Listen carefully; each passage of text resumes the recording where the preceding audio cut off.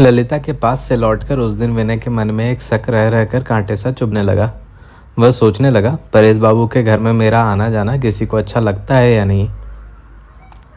यह ठीक ठीक जाने बिना मैं जबरन वहाँ जाता रहा हूँ, यह ठीक नहीं है। शायद कई बार बेवक्त पहुंचकर उन्हें मुश्किल में डालता रहा हूँ। उनके समाज का नियम मैं नहीं जानता। उस घर में मेरे प्रवेश की सीमा क्या है मुझे नहीं मालूम। हो सकता है कि मैं बेवकूफ़ों की तरह ऐसी जगह दखल देता रहा हूँ जहाँ घर के लोगों को छोड़कर किसी अन्य को नहीं जाना चाहिए। सोचते सोचते एकाएक उसे यह बात याद आई कि शायद ललिता ने उसके चेहरे पर कोई ऐसा भाव देखा हो जो उसे सम्मानजनक ना लगा हो। ललिता के लिए विनय के मन में क्या भाव है, अभी तक यह विनय के सामने साफ नहीं हुआ था, लेकिन अब उससे छिपा ना रहा। दिल के भीतर की इस नई गुत्थी का क्या किया जाए, यह कुछ सोच नहीं सका। बाहरी दुनिया में उसका मेल कैसे होगा, संसार के साथ उसका रिश्ता क्या है, वह ललिता के लिए अपमान है या परेश बाबू को लेकर विश्वासघात, इन सब सवालों को लेकर वह बड़ी उधेड़ बुन में पड़ गया। ललिता उसके मन की बात जान गई है और इसलिए उस पर नाराज हुई है, यह सोचकर उसकी इच्छा हुई कि वह धरती में समा जाए। परेश बाबू के घर जाना विनय के लिए मुश्किल हो गया और घर का सूनापन भी एक बोझ की तरह उसे दबाने लगा। दूसरे दिन सवेरे ही वह आनंदमयी के पास जा पहुंचा और बोला, माँ, कुछ दिन मैं तुम्हारे यहाँ ही रहूँगा। विनय के मन में यह बात भी थी कि गोरा की गैरहाजिरी में आनंदमयी को कुछ तसल्ली दे सकेगा। यह समझकर आनंदमयी का दिल पिघल उठा। कुछ कहे बिना उन्होंने एक बार प्यार में विनय के कंधे पर हाथ रख दिया। अपने खाने पीने और सेवा टहल को लेकर विनय तरह तरह से जिद करने लगा। कभी कभी वह आनंदमयी के साथ इस बात को लेकर वैसे ही झगड़ा करने लगता कि उसकी यहाँ पूरी खातिर नहीं होती। हर वक्त बातचीत और हल्ला गुल्ला करके वह आनंदमयी को और खुद अपने को बहलाने की कोशिश करता। शाम के समय जब मन को काबू में रखना मुश्किल होता, तब विनय जिद करके आनंदमयी को घर के कामों से हटाकर अपने कमरे के सामने बरामदे में चटाई बिछाकर बिठा लेता और उनसे उनके बचपन की और उनके पीहर की बातें सुना करता। जब उनका ब्याह नहीं हुआ था और जब वे अपने अध्यापक पितामह के टोल विद्यालय में छात्रों की लाडली थी, जब बिना बाप की बेटी को लोग हर बात में इतना सिर चढ़ाए रखते थे कि उनकी विधवा माँ को बड़ी फिक्र लगी रहती थी। विनय कहता, माँ, कोई वक्त ऐसा भी था जब तुम मेरी माँ नहीं थी। यह सोचकर ही हैरत होती है। मुझे लगता है कि टोल के लड़के भी तुम्हें अपनी एक बहुत ही नन्ही सी माँ ही समझते रहे होंगे, बल्कि दादा महाशय को भी पालने पोसने का जिम्मा तुम्हारा ही होगा।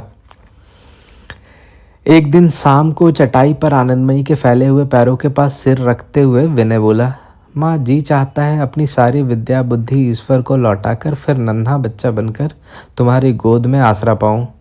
दुनिया में तुम्हारे सिवा और मेरा कुछ न हो। विनय की आवाज़ में कुछ ऐसा भारीपन और थकान झलक रही थी कि आनंदमयी को पीड़ा के साथ अचरज भी हुआ। वह विनय के पास सरक कर धीरे धीरे उसके माथे पर हाथ फेरने लगी। बहुत देर चुप रहकर उन्होंने पूछा, वीनू, परेश बाबू के घर तो सब अच्छी तरह है ना? इस सवाल से एकाएक चौंक कर वह शर्मा गया। सोचने लगा, माँ से कुछ भी छिपा नहीं रहता। माँ मेरे मन की बात जान लेने वाली है। कुछ हिचकिचाते हुए बोला, हाँ, वे लोग तो सब ठीक ही है। आनंदमयी बोली, मेरा बहुत मन करता है कि परेश बाबू की लड़कियों के साथ मेरी जान पहचान हो जाती। पहले तो उनकी तरफ से गोरा का ख्याल अच्छा नहीं था, लेकिन अब अगर उन्होंने उस तक को वश कर लिया है तो वे सब मामूली लोग नहीं होंगे। विनय ने बढ़ावा पाकर कहा, मैंने कई बार सोचा है कि किसी तरह परेश बाबू की लड़कियों के साथ तुम्हारी जान पहचान करा देता, लेकिन गोरा को कहीं बुरा ना लगे इस डर से मैंने कभी कुछ नहीं कहा। आनंदमयी ने पूछा, बड़ी लड़की का नाम क्या है? ऐसे सवाल जवाब से परिचय होते होते जब ललिता की बात आई तो विनय ने उसे किसी तरह जल्दी से टालने की कोशिश की, लेकिन आनंदमयी नहीं मानी। मन ही मन हंसकर उन्होंने कहा, सुना है ललिता बड़ी अक्लमंद है। विनय बोला, तुमसे किसने कहा? आनंदमयी ने कहा, क्यों, तुम्ही ने तो कहा। एक वक्त ऐसा भी था जब ललिता के बारे में विनय के दिल में किसी तरह की झिझक नहीं थी। ललिता से निर्लिप्त रहते हुए उन्हीं दिनों में विनय ने आनंदमयी के सामने ललिता के अक्लमंदी का अनजाने में कितना बखान किया था, यह बात वह भूल गया था। आनंदमयी कुशल मल्लाह की तरह सब अड़चनों से बचाते हुए ललिता की बात की नाव को ऐसे चलाती ले गई कि विनय से उसकी जान पहचान के इतिहास के लगभग सभी खास खास बातें जान गई। गोरा की सजा से दुख पाकर ललिता स्टीमर में विनय के साथ अकेली भाग आई। यह बात भी विनय ने आज कह डाला। सब कुछ कहते कहते उसका जोश भी बढ़ आया। शाम होते ही जिस उदासी ने उसे धर दबाया था वह ना जाने कहाँ उड़ गई। ललिता जैसे एक अचरज भरे चरित्र को जानना और इस तरह उसकी बात कर सकना अपने आप में उसे एक बहुत बड़ी प्राप्ति जान पड़ने लगी। रात को जब खाने का बुलावा आने से बातों का सिलसिला टूटा तब एकाएक सपने से जाकर विनय ने जाना कि उसके दिल में जो कुछ था वह सभी आनंदमयी से कह दिया गया है। आनंदमयी ने सारी बात ऐसे सहज रूप से सुनी, ऐसे ढंग से कबूल की कि विनय को ऐसा बिल्कुल नहीं लगा कि इसमें कहीं कोई शर्म करने की बात हो सकती थी। आज तक विनय ने माँ से कभी कुछ नहीं छिपाया। मामूली से मामूली बात भी वह उन्हें बताता रहा था। परेश बाबू के परिवार से जान पहचान होने के बाद से कहीं कुछ अटक पड़ गई थी जो विनय के लिए हितकारी नहीं थी।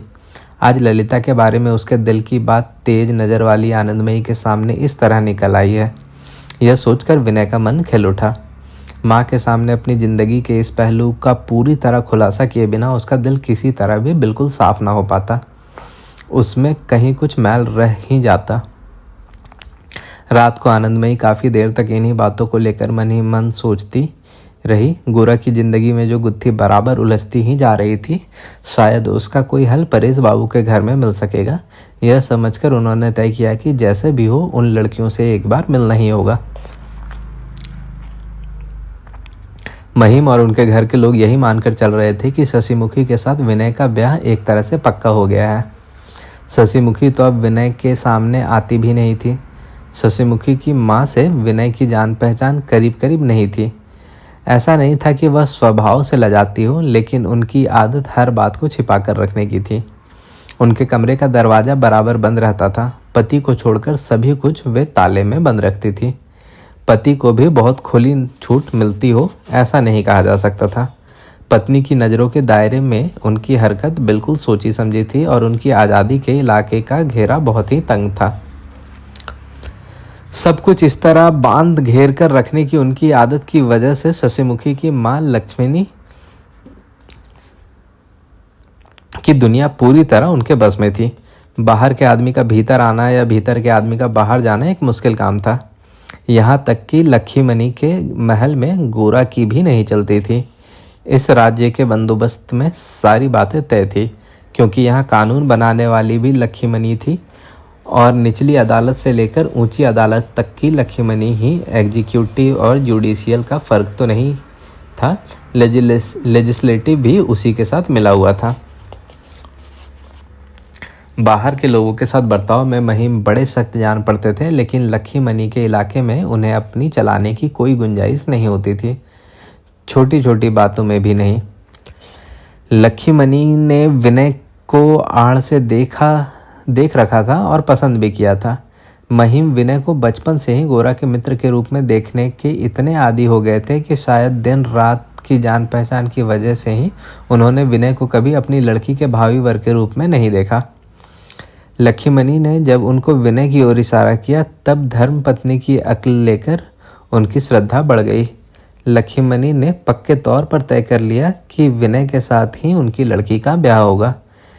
इस पेशकश में बहुत आसानी की बात उन्होंने अपने पति के मन में अच्छी तरह बिठा दी कि विनय उन लोगों से कोई दहेज नहीं मांग सकेगा। विनय को इतने पास पाकर भी 2-1 दिन महिम उससे विवाह की बात ना कर सके। गोरा की सजा से उनका मन दुखी है, यह सोचकर वह चुप रहे।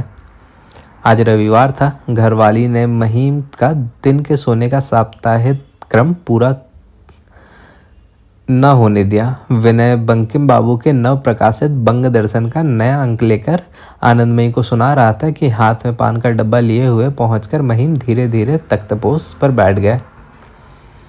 पहले तो उन्होंने विनय को एक पान देकर गोरा की उज्जड़ता और नासमझी पर निराशा जाहिर की। इसके बाद उसके छूटने में और कितने दिन बाकी है यह गिनते गिनते जैसे बिल्कुल एकाएक उनके ध्यान आ गया कि अगहन का महीना तो लगभग आधा बीत गया।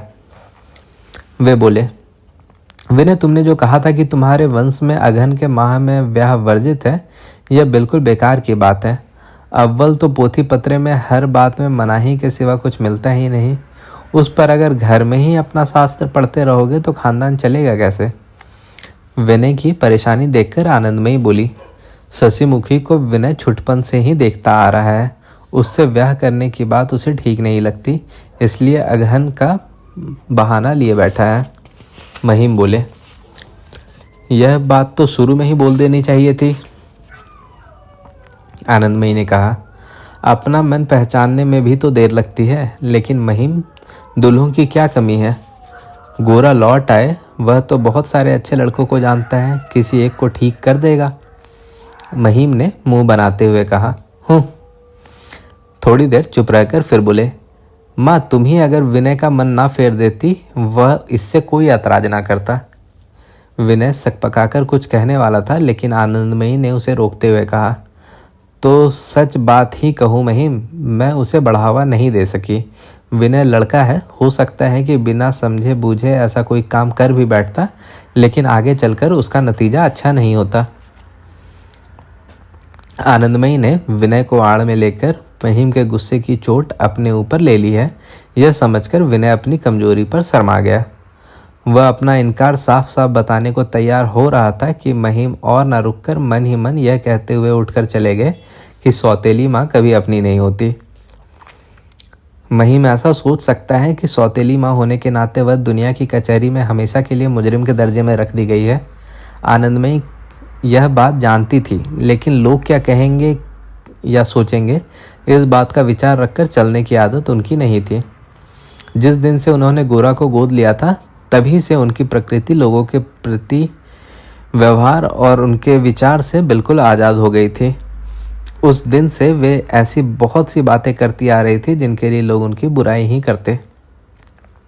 उनकी जिंदगी के मर्म में एक सच को राज बनाकर रखने की जो बात उन्हें हमेशा तकलीफ देती रहती थी, उसकी पीड़ा से वह सार्वजनिक बुराई ही उन्हें किसी हद तक राहत देती थी। लोग जब उन्हें किरिस्तान कहते थे, तब वह गोरा को गले लगाकर कह उठती थी, भगवान जानते हैं कि किरिस्तान कहने से मेरा कोई अपमान नहीं होता। इस तरह धीरे धीरे सभी मामलों में लोगों के बातों में अपना बर्ताव को अलग कर लेने की वो आदी हो गई थी। इसलिए महिम के मन ही मन या सीधे मुंह पर उन्हें सौतेली माँ कहकर दोष मढ़ने पर भी वे अपने रास्ते से हटी नहीं थी। आनंदमयी ने कहा, विनु, तुम बहुत दिनों से परेश बाबू के घर नहीं गए। विनय बोला, बहुत दिन कहाँ हुए? आनंदमयी, स्टीमर से वापस आने के बाद से नहीं गए। यह बहुत वक्त ज़्यादा नहीं था, लेकिन विनय जानता था कि बीच में परेश बाबू के घर उनका आना जाना इतना बढ़ गया था कि आनंदमयी के लिए भी उससे मिल पाना मुश्किल हो गया था। इस हिसाब से तो जरूर इसे परेश बाबू के घर गए हुए लंबा अरसा गुजर चुका था और लोगों की नज़र में यह बात आ गई थी। विनय अपनी धोती के छोर के एक धागा खींचकर तोड़ता हुआ चुप हो गया। इसी वक्त नौकर ने आकर खबर दी, माँ जी, कहाँ से माई लोग आया? विनय हड़बड़ाकर उठ खड़ा हुआ। कौन आया है, कहाँ से आया है, यह पूछते पूछते ही सुचरिता और ललिता कमरे में आ पहुंची। विनय का कमरे में बाहर जाना नहीं हुआ, वह ठगा सा खड़ा रहा। दोनों ने आकर आनंदमयी के पैरों की धूल ली। ललिता ने विनय की ओर खास ध्यान नहीं दिया। सुचरिता ने उसे नमस्कार करते हुए पूछा, अच्छी तरह है? फिर आनंदमयी की ओर मुड़कर कहा, हम लोग परेश बाबू के यहाँ से आई हैं। आनंदमयी ने उन्हें प्यार से बिठाते हुए कहा, मुझे वह परिचय देने की ज़रूरत नहीं है। मैंने तुम लोगों को देखा नहीं बेटी, लेकिन घर के लोगों की तरह जानती हूँ। बातें होने लगी। विनय को चुप बैठा देखकर सुचरिता ने उसे भी बातचीत में खींच लेने की कोशिश की। मधुर आवाज़ में बोली, आप बहुत दिन से हमारे यहाँ नहीं आए? विनय ने एक बार ललिता की ओर देखकर कहा, बार बार परेशान करके कहीं आपका स्नेह ना खो दूं, इस डर से नहीं आया। सुचरिता ने जरा हंसकर कहा, स्नेह भी बार बार परेशान किए जाने की चाह रखता है, आप शायद यह नहीं जानते। आनंदमयी बोली, यह वह खूब जानता है, तुम्हें क्या बताऊं, इसकी फरमाइशों और नखरों के चलते मुझे सारा दिन फुर्सत ही नहीं मिलती। यह कहते हुए कोमल नज़रों से उन्होंने विनय की ओर देखा। विनय बोला, ईश्वर ने तुम्हें सहने की शक्ति दी है, मेरी आदत से उस शक्ति का इम्तिहान लेते रहते हैं। सुचरिता ने ललिता को हल्का सा धक्का देते हुए पूछा, सुन रही है ललिता? हम लोगों का इम्तहान शायद हो चुका है, हम लोग पास नहीं हुए हैं ना। इस बात में ललिता ने कोई साथ नहीं दिया। यह देखकर आनंदमयी हंसकर बोली, अब हमारे वीनू बाबू अपनी ही सहने की शक्ति का इम्तहान ले रहे हैं। तुम लोगों की बात के सिवा तो कोई और बात नहीं होती, और परेश बाबू की बात उठने पर तो वह बिल्कुल मुग्ध हो जाता है। आनंदमयी ने ललिता के चेहरे की ओर देखा। वह हट करके आंखें तो उठाए रही, लेकिन उसका चेहरा लाल हो गया।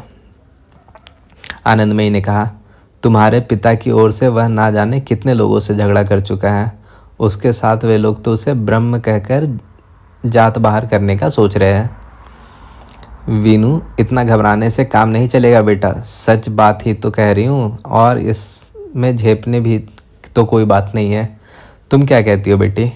इस बार ललिता की ओर देखते ही उसे नज़र नीची कर ली। सुचरिता ने कहा, विनय बाबू हमें अपने ही लोग समझते हैं, यह हमें पता है, लेकिन ऐसा हमारी खूबियों की वजह से हो यह नहीं है, यह इनकी उदारता है।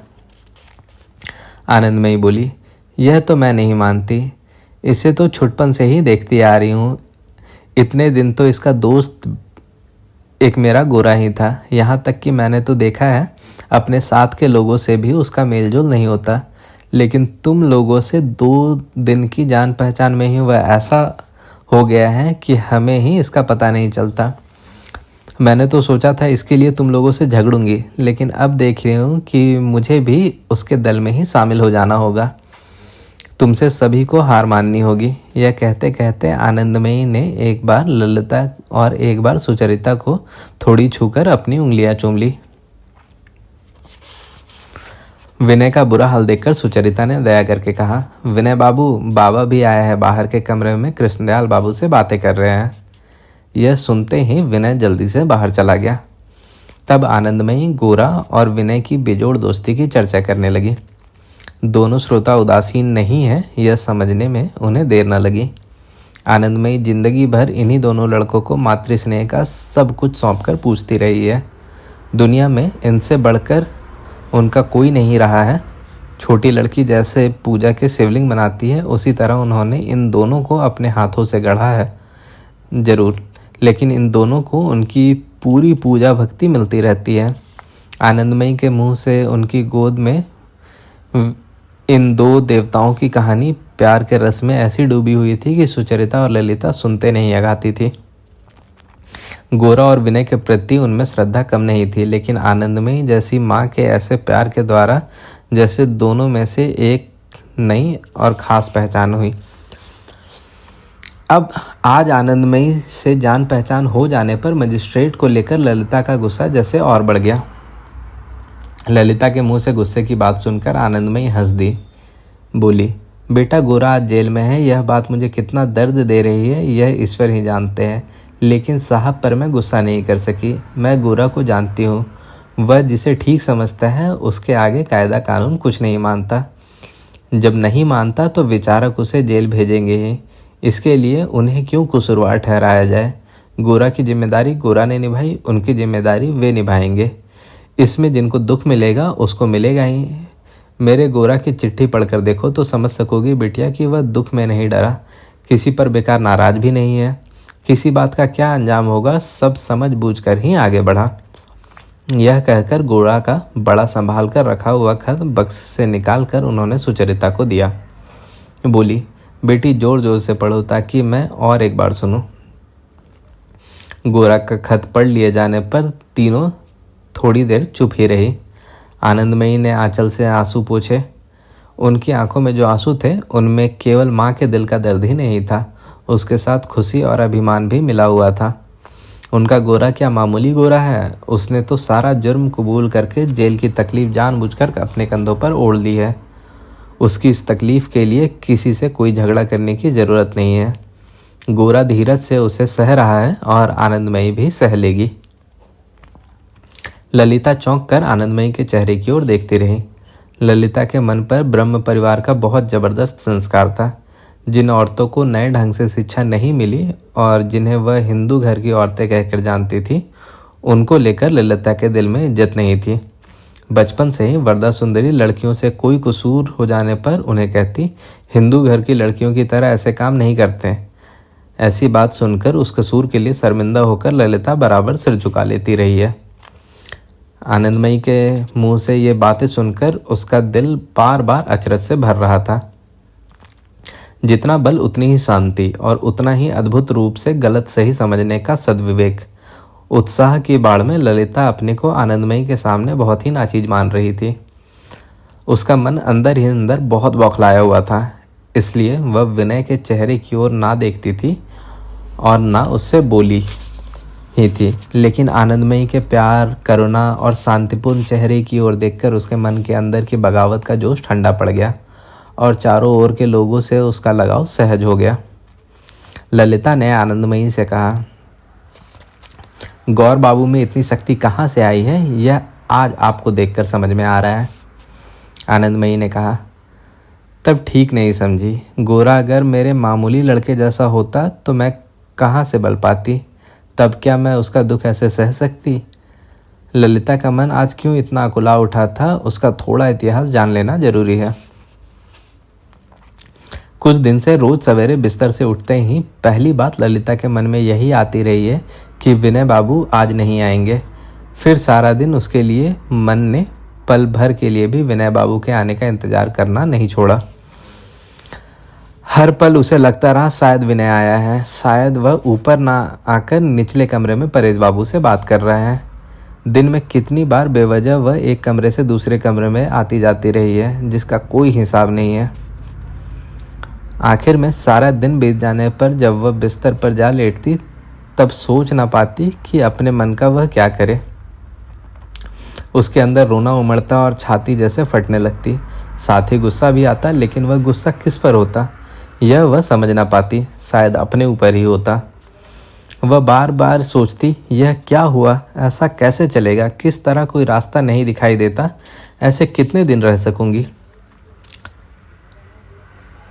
जानती है ललिता कि विनय हिंदू है, किसी तरह भी विनय के साथ उसका ब्याह नहीं हो सकता।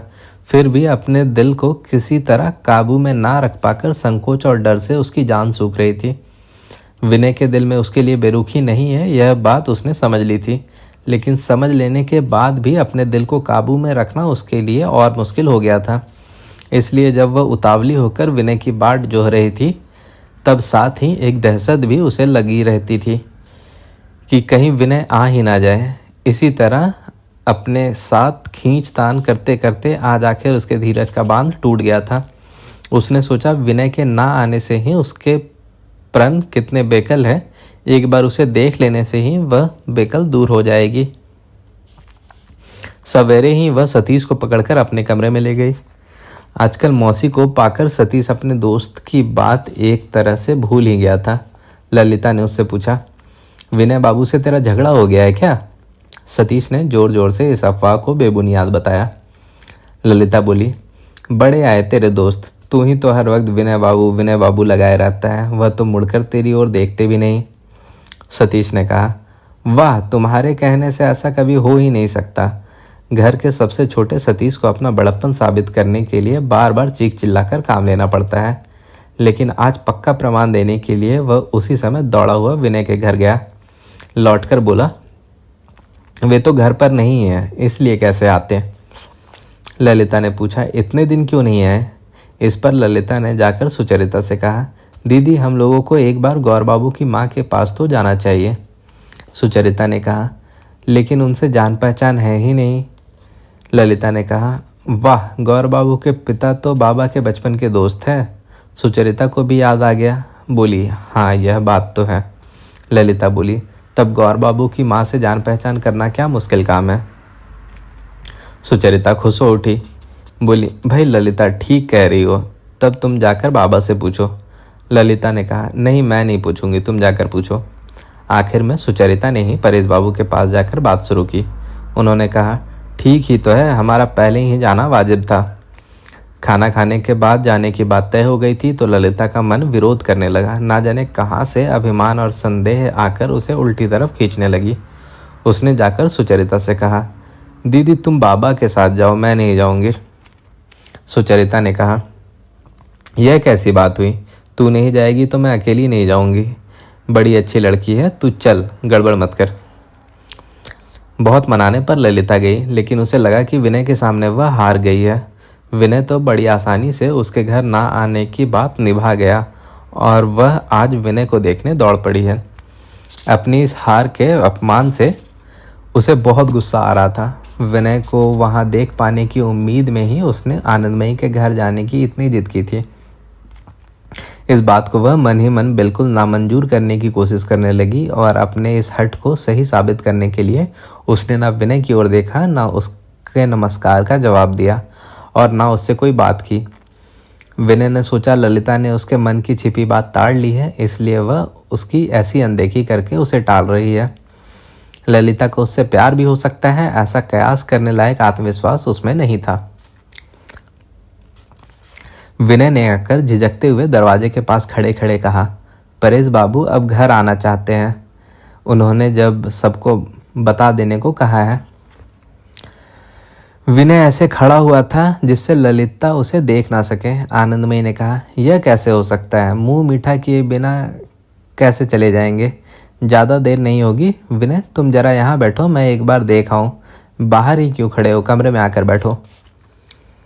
विनय ललिता की ओर पीठ करके कुछ दूरी पर जगह देखकर बैठा। विनय को लेकर उसके बर्ताव में कहीं मेल नहीं है, ऐसे ही सहज भाव से ललिता ने कहा, विनय बाबू, आपने अपने बंधु सतीश का क्या बिल्कुल त्याग कर दिया है? यह जानने के लिए आज सवेरे वह आपके घर गया था। सहसा देववाणी सुनकर मनुष्य जैसे चकित हो जाए, ऐसे ही अचरज से विनय चौंक उठा। उसका वह चौंकना दिखाई दे गया। यह सोचकर वह बहुत झेप गया। अपनी सहज चतुराई का कोई जवाब नहीं दे पाने पर कानों तक लाल होता हुआ वह बोला, सतीश गया था क्या? मैं तो घर नहीं था। ललिता की इस मामूली सी बात से विनय को बेहद खुशी हुई। पल भर में सारे संसार पर छाया हुआ एक जबरदस्त संदेह एकदम टूटने वाले बुरे सपने सा दूर हो गया। उस धरती पर उसके चाहने लायक मानो कुछ बाकी ना रहा। उसका मन कह उठा, मैं बच गया। ललिता नाराज नहीं है। ललिता ने उस पर कोई शक नहीं किया। देखते ही देखते सब अड़चने दूर हो गई। सुचरिता ने हंसकर कहा, विनय बाबू को एकाएक शक हो गया था कि हम लोग ना जाने दांतों, नाखूनों, सींगों वाले खूंखार जानवर है या हथियार लेकर आए हैं या ऐसा और कुछ। विनय बोला, दुनिया में जो लोग शिकायत नहीं करते, चुप रह जाते हैं, उन्हीं को कसूरवार ठहराया जाता है। दीदी, तुम्हारे मुंह से ऐसी बात नहीं सुहाती। तुम खुद कितनी दूर चली गई हो, अब दूसरे तुम्हें दूर जान पड़ते हैं। आज पहले पहल विनय ने सुचरिता को दीदी कहा। सुचरिता के कानों को यह बहुत मीठा लगा। पहली जान पहचान के वक्त से ही विनय को लेकर उसके दिल में जो मित्रता जागी थी, इस संबोधन से ही उसे प्यार का एक रूप मिल गया। परेश बाबू लड़कियों को लेकर जब विदा हुए तब दिन लगभग खत्म हो चला था। विनय ने आनंदमयी से कहा, माँ, आज तुम्हें कोई काम नहीं करने दूंगा, चलो ऊपर चले। विनय अपने दिल के तूफान को काबू में ना रख पा रहा था। आनंदमयी को ऊपर ले जाकर उसने अपने हाथ से फर्श पर चटाई बिछाकर उन्हें बिठाया। आनंदमयी ने विनय से पूछा, विनय, आखिर बात क्या है? विनय ने कहा, मुझे कोई बात नहीं कहनी, तुम ही कहो। परेश बाबू की लड़कियां आनंदमयी को कैसी लगी यह सुनने के लिए विनय का मन तड़प रहा था। आनंदमयी ने कहा, वाह, तो इसलिए तू मुझे बुला लाया। मैं तो समझी थी कि कोई काम की बात होगी। विनय ने कहा, बुलाकर ना लाता तो सूरज का ऐसा डूबना कहाँ देख पाती। उस दिन कलकत्ता की छतों पर अगहन का सूर्य धुंधला होकर डूब रहा था। रंगों की कोई खास छवि नहीं थी। आसमान की धुंधली बदली में एक सुनहला प्रकाश फीका सा झलक दे रहा था। लेकिन आज विनय के दिल को इस मुरझाई हुई शाम का धुंधलापन भी रंगीनी दे रहा था। उसे ऐसा लग रहा था जैसे चारों दिशाएं उसे जोर जोर से घेर रही हो, आसमान जैसे उसे छू रहा हो। आनंदमयी ने कहा, दोनों लड़कियां बड़ी लक्ष्मी हैं। विनय ने इस बात को रुकने नहीं दिया, तरह तरह से जिक्र को आगे बढ़ाता रहा। परेश बाबू की लड़कियों के बारे में ना जाने कब कब की कौन कौन सी छोटी बड़ी बातें सामने आई। उनमें से कई बिल्कुल मामूली थी, लेकिन उस अगहन की धुंधली वीरान शाम के अकेले कमरे में विनय की चहक और आनंदमयी के उत्साह से घरेलू जीवन के गुमनाम इतिहास की ये छोटी छोटी बातें भी गौरव गरिमा से पूरी हो उठती थी। आनंदमयी ने एकाएक लंबी सांस लेकर कहा, सुचरिता के साथ गोरा का विवाह हो सकता है तो मुझे बहुत खुशी होती। विनय उछल पड़ा, बोला, माँ यह बात मैंने बहुत बार सोची है, गोरा के लायक बिल्कुल ठीक जोड़ी है। आनंदमयी, लेकिन हो सकेगा? विनय, क्यों नहीं हो सकेगा? मुझे तो लगता है गोरा को सुचरिता पसंद ना हो ऐसा नहीं कहा जा सकता। यह बात आनंदमयी से छिपी ना थी कि गोरा का मन कहीं लगा हुआ है, और विनय की बहुत सारी बातों से उन्होंने यह भी समझ लिया था कि वह लड़की ही होगी। कुछ देर चुप रहने के बाद आनंदमयी ने कहा, लेकिन सुचरिता क्या हिंदू घर में विवाह करेगी? विनय ने पूछा। अच्छा माँ, गोरा क्या ब्रह्म के घर ब्याह नहीं कर सकता? तुम क्या राजी होगी या नहीं? आनंदमयी, बिल्कुल राजी होंगी। विनय ने पूछा, होगी? आनंदमयी ने कहा, क्यों नहीं होंगी? वीनू, मन से मन का मेल होने से ही ब्याह होता है। उस वक्त क्या मंत्र पढ़ा गया, इसमें क्या आता जाता है? जैसे भी हो, भगवान का नाम लेने से ही तो सब ठीक हो गया। विनय के दिल पर से एक बोझ उतर गया। उसने चहक कर कहा, माँ, तुमसे ये सब बातें सुनकर मुझे बड़ा अचरज होता है। इतनी विशाल बुद्धि तुमने पाई कहाँ से? आनंदमयी हंसी, गोरा से ही पाई है। विनय ने कहा, गोरा तो उससे उल्टी बात कहता है। आनंदमयी बोली, उसके कहने से क्या होता है? मैंने जो कुछ सीखा है सब गोरा से ही सीखा है।